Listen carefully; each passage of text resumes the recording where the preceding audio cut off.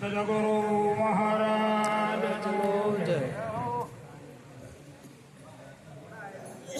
પધારે હરિગુરુ સંતનો જય સદગુરુ મહારાજ જય સદગુરુ નિરાત મહારાજનો જય. આજે મલારામ મહારાજના ધર્મપત્ની લીલાબા મહારાજની પુણ્યતિથિ નિમિત્તે આજનો આ કાર્યક્રમ રાખેલ છે.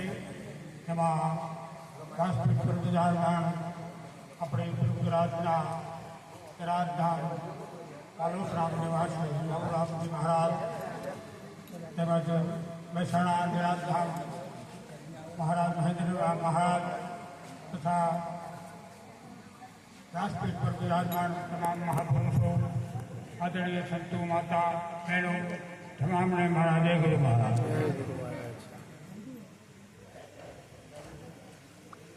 આપણે નિરાજ મહારાજે પહેલી સાથે કીધી છે, એની અંદર એક નાની તકડી સૂચના આપણને આપી છે અને એ સૂચનાનો અમલ આપણે બધાને કરવાનો છે. તમારે મારે બનાવે એમાં એક જ વાત લખી છે કે પ્રથમ ગુરુ નમો ગુરુદેવને, જેને આપ્યું છે જે જ્ઞાન, જ્ઞાને ગોવિંદ ઓળખ્યા અને ટળી ગયું દેહ અભિમાન. આપણને આ જ્ઞાન જે આપ્યું છે એ જ્ઞાનમાં પણ ઘણી વખત આપણને અભિમાન થાય છે અને ઘણાને એવું કંઈ પણ બધાને ઘણાને કે મારા જેવું બોલશે, કોઈને ના આવડે, નથી આવડતું એવું પણ મનમાં ઘણી વખત થાય. આપણે મહાભારતમાં પણ એક સુંદર એવો પ્રસંગ છે અને એમાં યુધિષ્ઠિર મહારાજે એક રાજસી યજ્ઞનો પ્રારંભ કર્યો અને એ યજ્ઞ સંપૂર્ણ પૂરો થયો. ત્યાર પછી વારંવાર કૃષ્ણ ભગવાન અને અર્જુનને સાથે ગમે ત્યાં જવાનો પ્રસંગ આવતો, ત્યારે પણ અર્જુન એમ કહેતા કે દ્વારકાધીશ, અમારા ભાઈ તે યજ્ઞ કરાયો છે એવો આજ સુધીમાં કોઈને કરાયો. એટલે કૃષ્ણ ભગવાન આ બધું જાણવા છતાં દરેક વ્યક્તિના જીવનમાં આપણને નિરાત મહારાજે પહેલી સાક્ષીમાં કીધું કે ટળી ગયું દેહ અભિમાન. આપણે આ જ્ઞાન મેળવવા માટે પાછળ એક જ હેતુ છે કે તમારું દેહ અભિમાન તમારું જો ટળી જાય તો આ જગતમાં આ હું અને હું ટળી જાય તો એની પાછળ મોટો આપણો ભેદ છે કે હું ટળે તો હરિ મળે.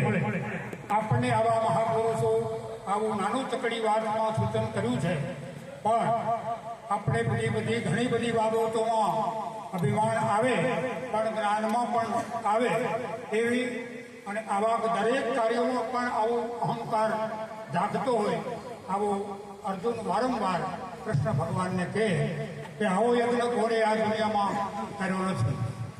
અને આપણે નાના ચકડો યજ્ઞ કરતા હોય તો પણ આપણને આવું પાક તો થાય જ છે.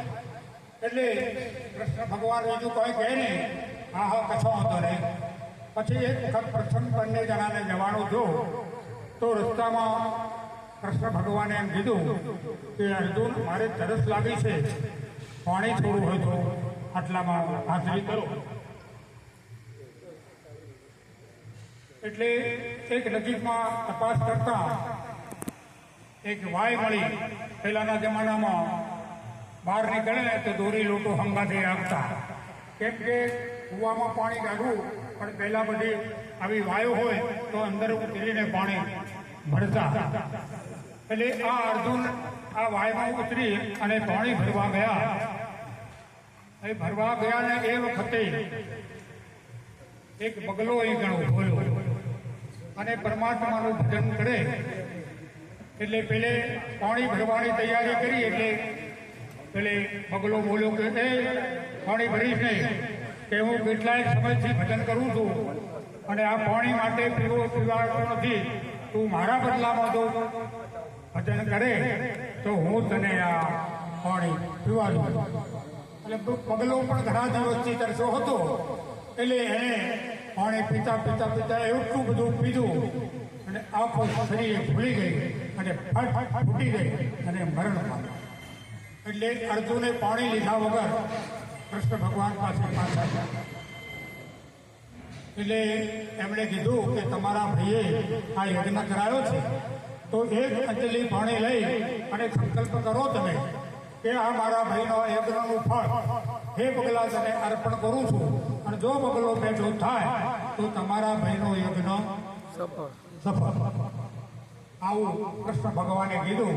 એટલે નીચે ઉતરીને ફરીવાર આવું યજ્ઞ આવું સંકલ્પ કરી અને બગલા ઉપર પાણી છોડ્યું, પણ બગલો હાજો છો નહીં. એટલે ઉપર પાછા આવ્યા કે આ તો કશું બન્યું નહીં. હવે તમને ખબર પડી ને કે તમારા યજ્ઞનું ફળ, તમારા ભાઈના યજ્ઞનું ફળ કેવું છે કે તમને સમજણ પડી. કે સમજણ તો પડી, પણ આવો યજ્ઞ આ તો એક સામાન્ય વસ્તુ છે. હવે આપણે થોડા આગળ જઈએ. આગળ જતાં છે ને એક ડોશીમાં બે માટલા મૂકી અને આવતા જતા માણસોને પ્રેમથી પાણી પાય.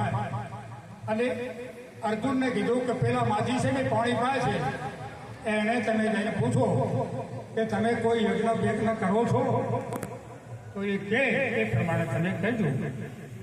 એટલે અર્જુન એમની પાસે ગયા અને કીધું કે માજી, એટલે તરત બે લોટા લઈ અને આ બંને જણાને પાણી આપ્યું, પાણી પીધું. પણ માજી તમે કોઈ આવો યજ્ઞ કરો છો? આજે પણ આપણા આ એક જ્ઞાન યજ્ઞ છે, અને એ યજ્ઞમાં આપણને આ જ્ઞાનની સફળતા ના મળે તો આપણે અહીં આવ્યા છે ને એમાં પણ આપણે હોમી ના કહેવાય, પણ થોડી ઉણપ કહેવાય. આપણા જીવનમાં પણ આ એક સંત પુરુષોના શબ્દો આપણને એવા અસરકારક હોય તો એ જીવન તમારું બદલાઈ જાય. આગળના સંત પુરુષો ઘણા કહી ગયા છે કે જીવનમાં એક શબ્દ ગુરુદેવ કા તાકા અનંત વિચાર થકે મુનિવર પંડિતા વેદ ન પાવે પાર વેદ થકે બ્રહ્મા થકે શંકર ને છે ગીતા કોજા ગામણી. આ એવો આ સદગુરુનો દેશ છે.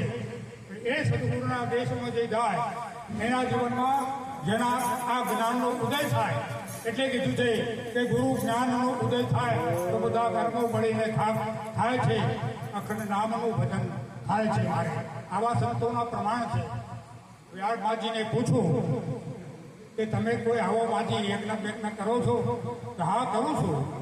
કે અમારે મારી સમસ્યા ઊભી થઈ છે અને એ સમસ્યામાં તમારા યજ્ઞનું ફળ અમારે જોઈએ છે. તો કે આજના યજ્ઞનું આખું ફળ કે પહેલાના અગ્નિનું, કે તાજાનું આવો ને એટલે આપણે જૂનાની વાત કર્યા કરતા અત્યારે તમે જે યજ્ઞ કર્યો હોય કે એનું ફળ આપો. એટલે એમને એક લોટો આપ્યો અને કીધું કે જે રીતે તમારે આ પાવું હોય પાજો, તો આજનું યજ્ઞ હું અર્પણ કરું છું તમને, જાઓ લઈ જાઓ. લોટો ભરી અને પોતે ગાયમાં અને વાયમાં ઉતર્યા પછી એને કીધું આ માજીએ આજના યજ્ઞનું ફળ મને અર્પણ કર્યું છે, તો હે બગલા તું સજીવન થઈ જા. પાણી છોટું બગલો બેઠો છે. અને આ બગલો જ્યાં સજીવન થયો ને અને કૃષ્ણ ભગવાન અને હૈયામાં હરખનામાં કે આ કેવો અચરજ કેવો, આવો યજ્ઞ કેવો કહેવાય.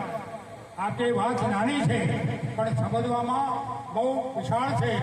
સંત પુરુષોની વાત એક શબ્દની છે અને એક શબ્દમાં જેને કિંમત કરી છે, એક શબ્દ જેના હૈયામાં ચોંટી ગયો એનું જીવન પરિવર્તન થાય જ છે. અને આજે પણ આ મહાપુરુષો